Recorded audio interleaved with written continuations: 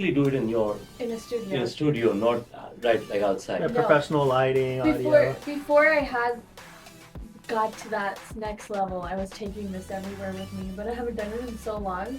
So I had to like prep yesterday and be like, okay, is everything working? Hello and welcome. I'm Karishma Patel. I'm your host for Unscripted, and today I have a really special guest, Ritesh Agarwal. Welcome to Unscripted. Thank you so much, Karishma. I'm really looking forward to this one. I've been wanting to do content with you for probably 4 months now, ever since I figured. So I'm looking forward to this. I'm so excited. That makes me so happy.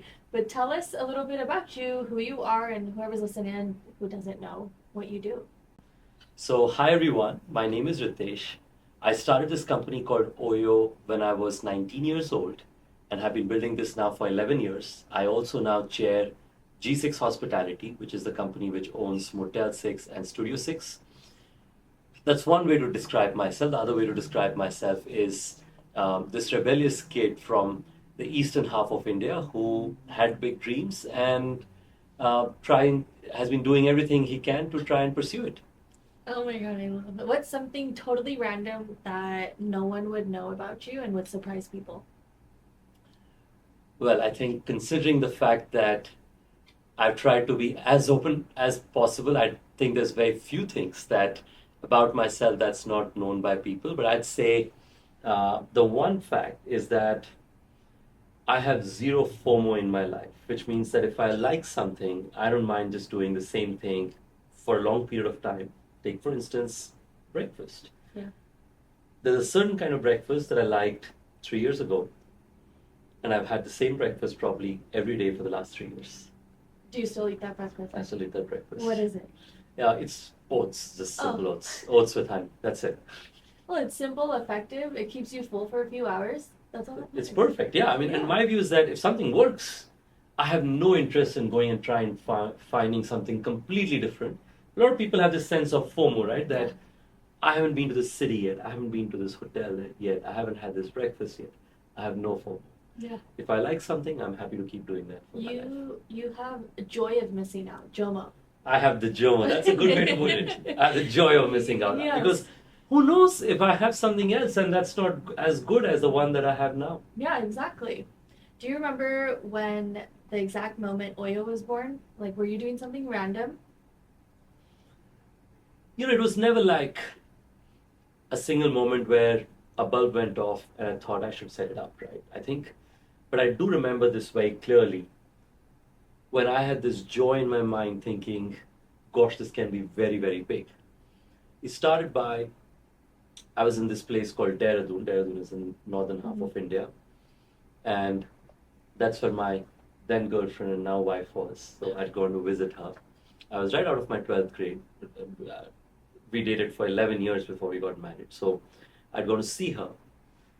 And when I walked across the streets, I saw a lot of these little hotels, little guest houses, bed and breakfast. And I thought how incredible it would be if I could organize them, put them in a brand, get them to a certain quality, help them sort of get the technology, the revenue management to get great outcomes. And I spoke to a few of them. So I came back that evening. I was going to see Geet. I kept thinking, gosh, this can be a huge opportunity. This little town has this promise. Imagine what I could do in Delhi. Imagine what I could do in all of India. Imagine what I could do all around the world. Yeah. And it was quite naive because I had no idea how hard it was going to be. Mm-hmm. But I feel like naivety is bliss. Yeah. Because if I knew how hard it was, I'd probably never do it. Yeah. But because I had no idea that it was going to be this hard, I had this childlike conviction that I'm going to make it happen. And it will happen. And by the time I figured how hard it was, Like, I was too so deep. committed. I was Yeah. too deep into it. Yeah. So, yeah, I guess naivety is bliss. I mean, it's a beautiful reminder to just keep going after your dreams, even if it's hard. Look, I read something recently which I think was fantastic, which talked about majority of the entrepreneurs fail. And the ones that succeed, they keep pushing even illogically beyond the 100%. Mm-hmm. At the last 20%, and that 20% is what makes a difference. Yeah. Right. So I think, like you said, you just got to keep going. My dad, who I lost a few years ago, always used to tell me that You got to keep digging. There's always light at the end of the tunnel. All Yeah. you got to do is just keep digging. Yeah, he's so right. My dad, the funny thing is, my dad never believed in my content creation journey because he was like, social media, what is that? You've seen my dad. He doesn't believe in thinking outside the box. And I was like, no, I'm going to keep doing it. I believe in myself. And I think even if I'm so delusional, if I believe in myself, I think it's going to work out. And that's what I did. And I'm here sitting with you, which is crazy. No, I must say this that, you know, my life has been built on being contrarian. So when I find somebody like you who's contrarian, I just absolutely have all the, appreciation in the world. But so my life changed with the Thiel Fellowship. So Peter Thiel was founder of PayPal, early investor in Facebook. He gives $100,000 to 20 kids under the age of 20. Acceptance rates are lower than Ivy Leagues. But there's only one condition. You have to stop out of college. I thought it's great. You get paid not to go to university. Yeah. I applied, and believe it or not, I got to know about Peter Thiel by watching. I'm a big movie buff. I'd watch the worst of the movies. So the Rotten Tomatoes rating is 3. I'd still watch it, right? So, Yeah. I enjoy all kinds of movies. Me too. Right? So I watched this movie called The Social Network. It's a great movie. Oh yeah, with where they were doing Mark Zuckerberg Facebook. Absolutely. We were talking about it just the other day. It's so good. The movie was great. In fact, I recently saw that Mark bought the T-shirt that was in the movie on an auction and wore it to his next podcast. Oh wow. Right. So, but anyway, I think that's a good way to own it out. But in that movie, I look at this guy called Peter Thiel. He writes the first formal investor check for Facebook, and I look at it and think, this guy seems like someone who can support other entrepreneurs. In India, internet was not freely accessible, so the next time I go to a cyber cafe, it's a thing in I India. remember those. Oh, you remember Yeah, those, I right? went to school in India. Oh, you did? Yeah, for 3 years. And so when I was living there, I would have to go to a cyber cafe to be on the internet. So I went to one of them. Yeah. Whatever, 15 rupees an hour, you go, can serve the internet. Next time I go to the cyber cafe, I search about Peter Thiel, I find about this program, and the number one question, what is the one contrarian thing that you believe in that nobody else believes in? Wow. And I feel the perspective of being contrarian takes you from being delusional to begin with. Well, this person is doing something that's interesting, but not sure whether it will make them successful, to saying, gosh, this can do really, really well. Yeah. And I think that's probably the journey you're going through. Yeah, just a little bit. But no, it is inspiring that you feel the same way, so that makes me feel better. Big believer in being contrarian. Well, how did your family react when you told them you had to drop out of college? So the honest reality is I did not tell them. So here's a story. So I get this letter from the Thiel Fellowship saying, we invite you to the United States to be the top 40 candidates who get to pitch. We pay your flight tickets, we pay for your accommodation. And here's the letter. This letter gets you the visa to the US, right? I did not have a passport. Mm-hmm. So I call my mom, and moms are built special. Yeah. So I call her and I say, I need a passport. And I have just a few days. Believe it or not, my mom goes to the passport office and sits there from the morning to the evening Oh my god. until she gets my passport. The Moms passport are of the best. they're the best. Like nobody, like they're built different. Yeah. Right. So she gets the passport. I get my visa is, by the way, a long story. I'll send a link to you later. Okay. Right. So I get the visa some way or the other. I land San Francisco. Same day as a Pride Parade, talking of culture shocks, because I come from a little town in India Yeah. to San Francisco City.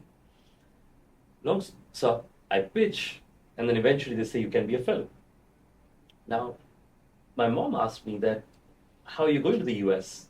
Yeah. And I mentioned there's this fantastic person in the US who's inviting me to go see the United States. I didn't tell her that I was applying to this program Yeah. when I had to drop out. Yeah. And then the newspaper started covering it in India Oh my that I was a Thiel fellow and it meant dropping out. So my mom figured from newspapers. Oh my god. So That's she the called me. worst way to find out. She called me and said, it says someone with your name is dropping out. Do you know this person or is it you? I said, look, I think this program is fantastic. They're going to pay you. It's $100,000. It's a gift. You don't have to give any shares. So I don't care. Like I could care less about your shares, right? Like, why would you drop out? Yeah. And I said, well, this is too important, blah, blah, blah. But I think Dad was the one who saved me because Dad came to visit me in Delhi after. And we made an agreement. A lot of young kids in India take a gap year between school and university. So his proposal was we make a pitch to mom. And like typically Dad's being the person who's been more flexible. And mom's been the person who said, you got to study hard, you got to do well, and that's the way you have a good life. And understandably, I came from, low middle income family, and this made a difference. So, long story short, Dad made a proposal that we both go and pitch to mom, like any other angel investor, that a lot of my friends are taking a gap year. So consider this my gap year. If I don't do well at the end of the first year, then you go back. I go back to university. But I told Dad, I'm not going back. I have no reason to go back. So he said, consider this buying time for a year. Yeah. If you're successful, we got to do nothing a year later. If you're not, we'll come up with one more year of ask back to mom. And I think that's how it started, and rest is history, of course. Wow. So I'm so shocked by the fact that you dropped out of college and you're here. Like, you did all of that, you accomplished that, and you still made it. Look, I think a lot of times people talk about dropping out. Probably there's only 1% of people who drop out and do well. Yeah. And 99% people probably don't. And I get emails all the time saying that, should my kid drop out? And I always remind them, absolutely not. Yeah. But if you're driven by something that, you just can't stop thinking about, you're truly passionate about something, I think it's okay. Yeah. But if not for that, I think the university system is fantastic. So Yeah. a lot of times people think dropping out is something I promote. I don't. I just say that if, like, the program started with a very interesting quote, and that's all. I'll finish this about Peter Thiel. I think it's almost, I'm saying too many good things, and he deserves all of it and more. Mm-hmm. The program started by a simple quote which says, we never let university interfere with education. Yeah. Profound, right? Because education is everywhere. Yeah. When we get together, I learn from your experiences, I learn from Shay, and I'm able to share my experiences with you all.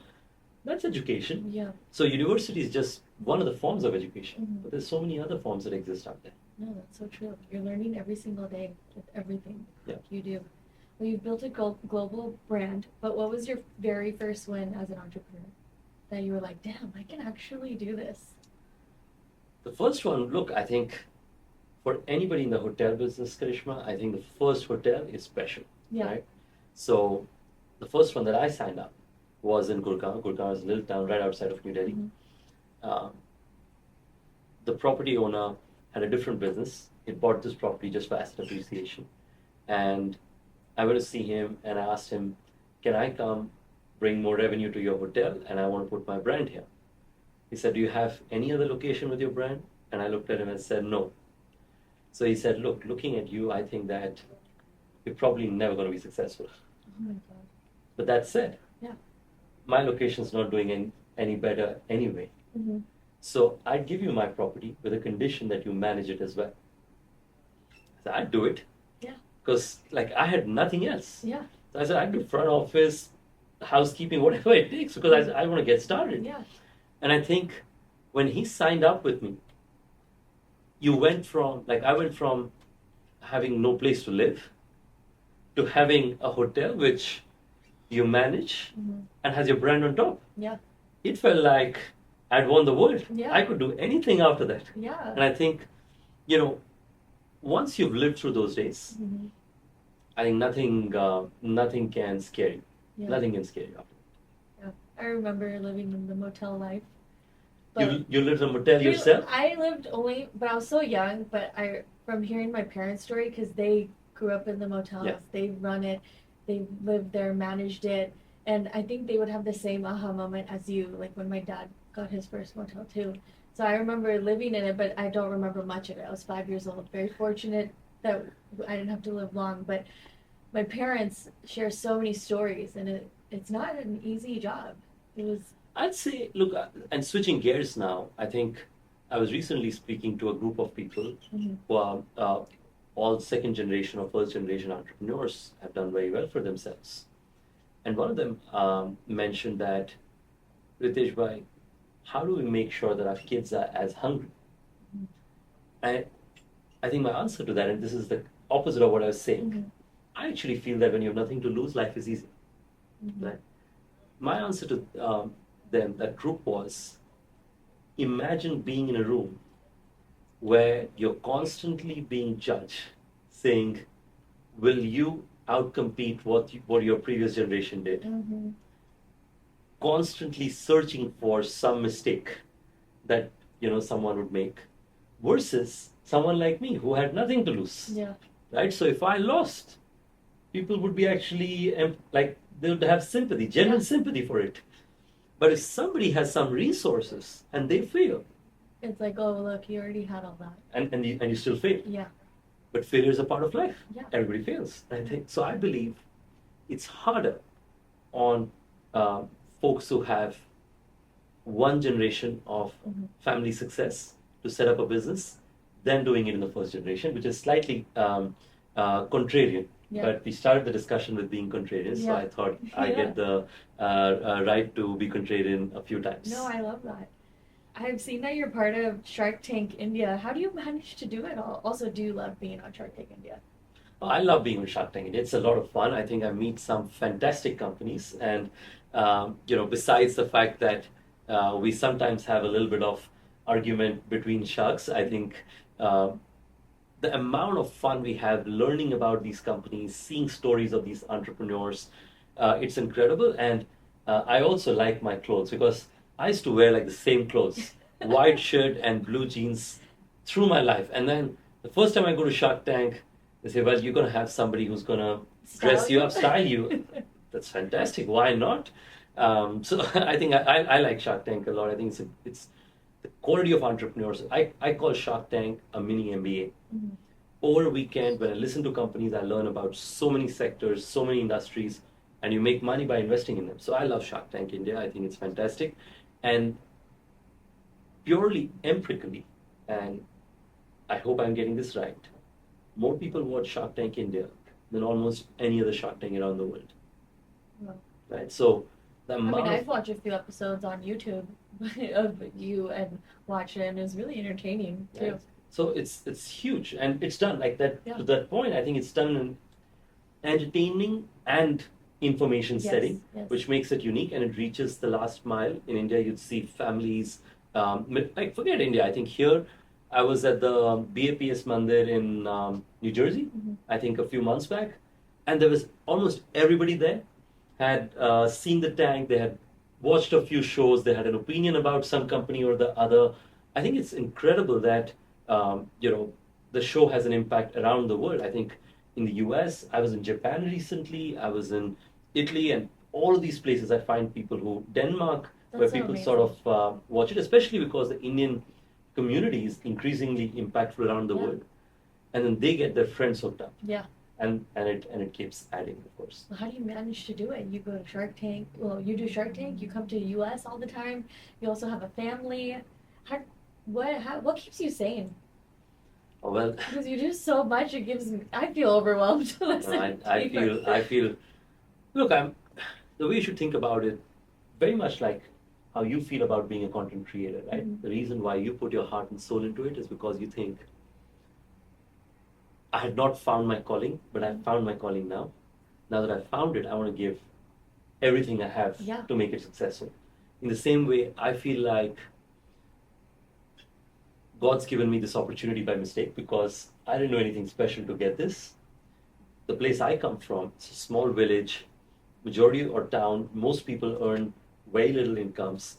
Um, I think, I don't know how I got this opportunity, but now that I've gotten it, I'm not going to let this go, Yeah, you should. right? So I'm going to put everything I have to be able to make sure that the mistake that has been made to give me all of this opportunity. Not a mistake. I is- think you're the right person for the Yeah, job. it'd be made up. But look, I think I have a lot of gratitude for Mhm. getting this opportunity, and I want to make true on this one. Yeah, make the most of it. which you're already doing, and I'm trying. No, you're doing it. So we're gonna play a little game, a little rapid fire game. So I'm gonna ask you. Be nice. No, it's very easy. Okay, chai or coffee? Chai, of course, all day over. I'm coffee. That's why. Yeah. No, I can tell you this that me and my wife are the same. She's coffee all the time. She Yeah. brings beans from all over the place, and I don't have chai either nowadays. Neither chai nor coffee. But if I had a choice, It would be chai. chai all the time. First app you open first thing in the morning. WhatsApp. Guilty. Night owl or early riser? I used to be a night owl, but I'd say after COVID, early riser. Okay. One word your team would use to describe you when you're not in the room. Resilient. Would not give up. Yeah. And I would probably describe that too after meeting you and talking to you. Best business advice you've ever received? Best business advice. Mhm. Oh, this is a good one. I'll tell you what I've heard, and I believe in it. Great business leaders, and it's not. Please don't judge it with the language, because if you judge it with the language, it may not make sense. Okay. But judge it with the spirit it talks about. Great business leaders don't have the biggest brains. Mhm. Great business leaders have the biggest hearts, Yes. because the biggest brains could arithmetically find out the best solutions, but people, they want to work with and partner with people who have big hearts. Yep. So I think that was the best business advice I received. No, I think that's. I think in business and in life, I think that's really important advice. Well, that was fun. Actually, one of our board members, his name is Steve Albrecht, fantastic guy, lives in Utah. He has 28 grandchildren. There's a big family, and Steve always tells me that at work and at home, you give 90% effort and expect 10%. Yeah. And that's the secret to happiness and success. I'll take that. I think Shay does that all the time because I give like. He's just waiting for the reciprocity. Yeah. No, we're happy. You can tell. Does he look happy? He doesn't have a choice. He got the memo. What's something you do daily that keeps you mentally sharp or grounded? Look, I think in our families, we are brought up with a value system where we're very close to God. So, and I believe in meditation, so I meditate. There's actually a very interesting app called Mindfulness. I think I use that, which is great. It's a few minutes, but I think meditation is fantastic. Yeah.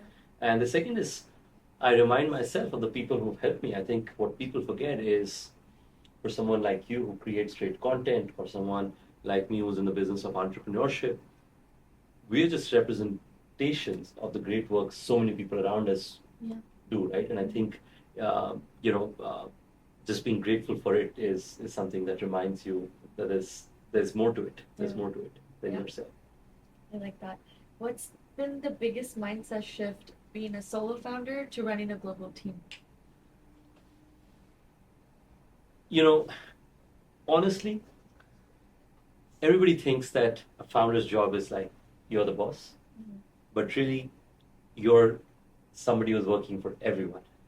Because if you're an employee, you report to your leader and maybe your client. But if you lead the business, you're the CEO, you report to your shareholders, you report to your board, you report to your clients, you report to your business partners, you report to your senior leaders and employees who care outcomes. So I think you have far more places that you go back and be accountable to than the other way around. Everybody judges you for some reason or the other. Yeah. But there's no complaints, right? Like, you also get so much opportunity, so much exposure, so much ability to try new ideas. So I have no complaints. I'm very thankful.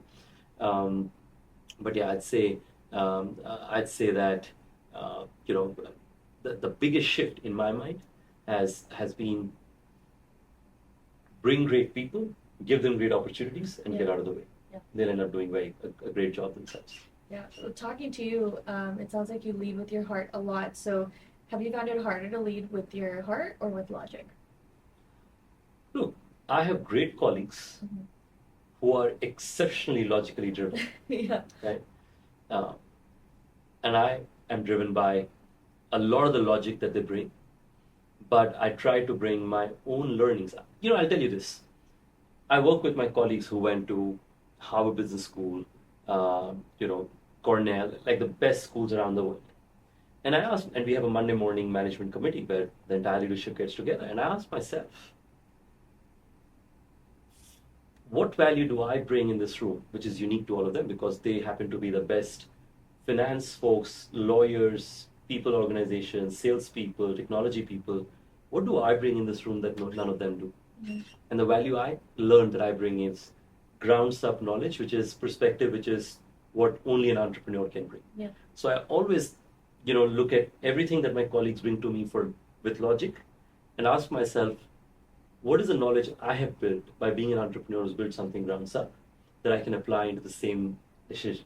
Yeah. And that allows me to make, hopefully, a best of both worlds. Yeah. I still make mistakes, but hopefully less than usual. Yeah, and on mistakes, what's a mistake you made as a leader that taught you the most?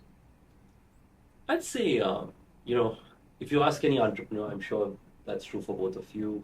She is building an enterprise himself. Mm-hmm. There'll probably be pages full of mistakes that's been made. But I'd say the biggest mistake that I look back is back in 2019. I think we grew too quickly. And you can never tell. That is, what is too quick until you've seen it. Yeah. But I think when we grew too quickly, we could not invest as much time in putting our systems, processes, technology, a lot of these in the right place. But COVID in some way forced us to get that right. So for 2 years, every single day, we worked on just perfecting our systems and did not grow at all. Mm-hmm. I remember doing in the US road trips from Battlesboro in Carolina to Phoenix, Arizona, every day new town. So I've been to so many towns that a lot of people in the US haven't visited as many towns or places as I would have, right? From Mobile, Arkansas, Baton Rouge, Louisiana, so many places, just fantastic to meet all these people. And those relationships, I think, have been so good that recently when we acquired G6, if there's any feedback or something that's not going right, one of them would call me because they have my phone number, and for them, I'm like that young kid who came to them for help. Yeah. They don't see me as this person who now bought G6. So to that extent, they're very honest. They share the feedback or challenges with me, and that allows me to improve. So I think you make mistakes when you're an entrepreneur, but you got to acknowledge, you got to say, mea culpa, I made a mistake, and here's a solution. And I think that's what has helped me. Do you find it difficult for people to take you seriously because you're young? Not anymore. I think back in the day when I started, that was true. Yeah. But I've learned that if you talk sense and you have an opinion that people appreciate, then reasonable majority of people would appreciate it, and that percentage keeps increasing every year when you create success, because then you have results to back you up. But that said, I think the world's changing rapidly, Karishma. I think today being young, I believe, is not a handicap. Being young is probably a strength. Because people look at you and say that, who knows, this person may be creating something special, and I want in it. Yeah, there's so many young people that are so successful already on social media everywhere, and I'm just like, wow, where did you have that drive at? When I was young, I was doing, I don't know, God knows what. You all are still young. You're still young. No, we're the same age. Yeah. Yeah, we're still young, but like younger. That's what. Yeah. No, and I think if you see Thiel Fellowship, right? Yeah. 2 other fellows. One of them went on to build Figma, which is now so popular on the world of design. Another founder built Ethereum, which is now with President Trump being so focused on crypto, and more broadly, I think has become one of the most prominent crypto enterprises ever built. Believe it or not, they were 18 or 19 when they chose to sort of build their companies. They've all ended up doing so well. So I think in this world, you're going to see, I believe you'll see more 19-year-olds, 20-year-olds, 21-year-olds who will build great enterprises, great content, and so on. You've achieved so much already. What does the next chapter look like for you? Look, I don't think that, it's all relative, right? I always say that the higher you climb on a hill, the horizon is that much broader. So every day I wake up, I think, depending on the day, I think it's been so long since I've been doing this, or I feel like it's just been a day. And I'm sure you feel like that all the time. So I think I don't see outcomes as absolute. There is no specific goal I'm chasing. Yeah. It's all relative. Yeah. And the relative goal is I want to just be a little bit better than what I was yesterday, today, and the same thing tomorrow. If I can keep getting better a little bit every day, the compounding of it is going to be just so disproportionate. Right? So I think that's how I think about it. I feel like I want to do good work. I want to make a positive difference. I'm a very different person than I used to be earlier, Karishma, and I think COVID changed a lot of us. Yeah. It changed me. I think before COVID, I was young, hungry, fast, hard charging, go win the world. I think I'm a lot more calmer, and because COVID was the first time where we were like a few months away from running out of money, right? When you have such times in life, you get so much clarity about what you really need to do in life, or what you really care about. And I think ever since, I think I've tried to be good in business, but I think also I just want to make sure that along with good business, good products, I just want to be happy. I want to do things that makes me happy, makes people around me happy, and that matters to me. Yeah, happiness is the key to everything. Well, on that note, what brings you happiness? Like, what's one thing you like to do daily that brings you happiness?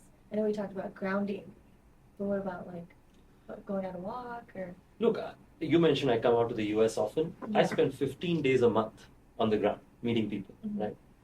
The happiest feeling for me is, we were talking earlier and you mentioned that when somebody who's listening to you or watching you and you make a positive difference in their life, we talked about a story of someone who wrote to you whose life changed by looking at your content when you talked about your own challenges. Mhm. In the same way, for me, when I meet my business partners, my customers, and if somebody says, my business is doing better because of you, I can't tell you how happy I feel. I feel that's the best thing ever. Because it's like you've done all this, you're like, oh, fine.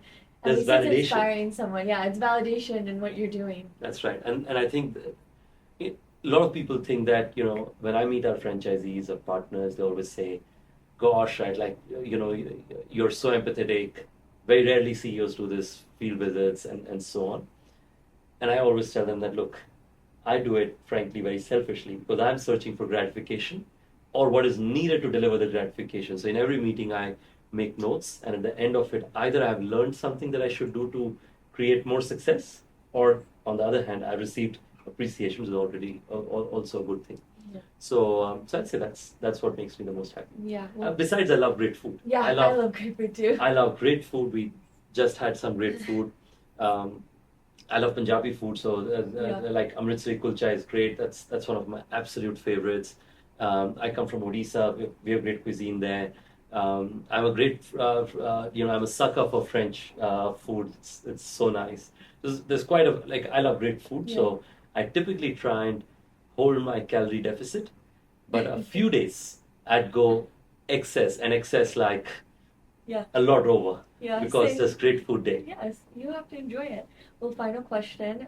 If you could go back and give your younger self, 18-year-old selves, one piece of advice, what would it be?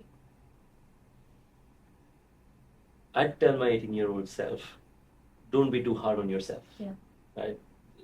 Life's going to eventually work out. When we are young, I believe I'm still young, but when I was younger, to your point, I think we're so hard on ourselves, right? Like, I think small things make such a huge difference, and today it doesn't matter. I think at that point of time, it mattered what you were doing versus your peers. Mm-hmm. It mattered whether you got first in the class or second. It mattered whether you had a nice set of books or not.